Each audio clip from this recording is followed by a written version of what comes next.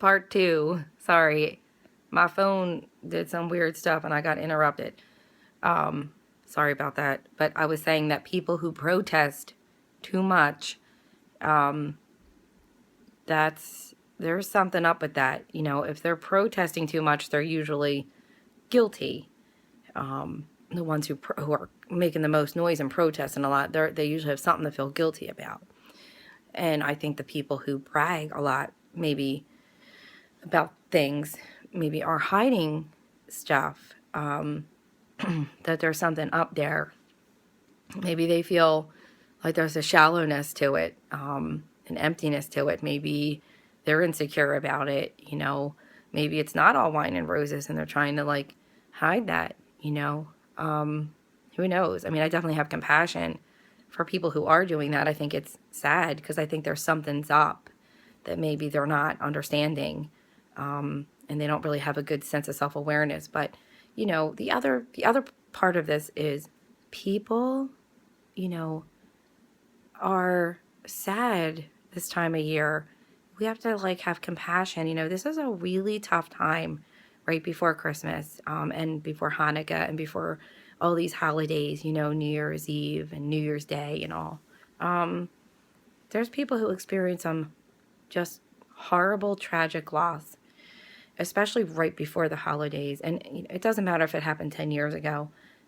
If it was within like 6 months of the holidays, and there's people who've experienced it even like months to weeks before, there's that hole in them, you know, that can never be filled. I call them grief holes that are kind of punched in you every time you lose somebody that just meant so much to you. And I don't know, I think it's just kind of insensitive and a little rude, to be that braggadocious, you know. Just, you know, if you're doing it in a helpful way, if you're telling a story or a situation, you're sharing to be helpful, I think that's one thing. But if you're doing it, you know, in a way that you just want to brag about your amazing life, then to me that's a little insensitive. You know, because there are people who have lost their spouses, you know, or significant others, within a few weeks to months before the holidays, and you know, they're lonely, they're extra lonely, and they're missing that special someone. And you know, for me, again, I think that the real hardcore truth about relationships are that they are difficult and they're hard and they're challenging and they're amazing and wonderful and, you know, magical. But, you know, if you're feeling that ecstatic about things, that's awesome. Just turn it, maybe bear down a little bit, maybe tone it down, bring it back a notch, just a little bit, and have, you know, maybe a little like self-reflection. And if things are that amazing, and you know, hey, I'm sure there's relationships that are all wine and roses. Okay, I'm sure there's those rare occasions that there are. But if that's the case, then I don't know. If I was in a relationship that was all wine and roses all the time, I wouldn't want to be on Facebook at all. At all. I would never be on Facebook if there was such a thing that existed. I would just be enjoying every second of that, you know.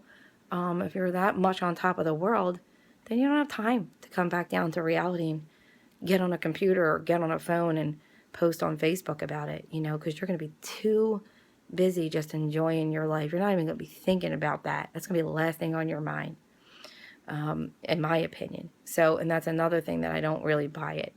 But if that is the case, if you truly believe that's the case, that you really exist in that type of relationship, then just bear in mind that oversharing and that come across as bragging can come across also as you being quite insensitive.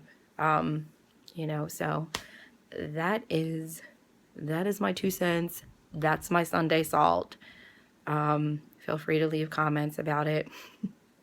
I hope I didn't like upset people, but if I did, oh well, that's what Sunday Salt is kind of about. It's kind of controversial topics, that maybe not everybody agrees with. All right, y'all have a good night, and I will see you next week.